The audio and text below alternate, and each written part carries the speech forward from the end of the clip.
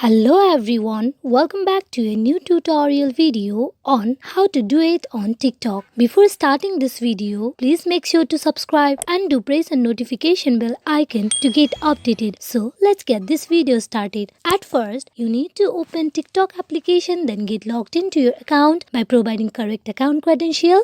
Now, to do it on TikTok videos, you need to tap on share icon just below the message icon. You tap on it. Here you can see the option of Duet just beside of save video. You just tap on Duet. Now you can record a video just holding the big circular red button. Go for it.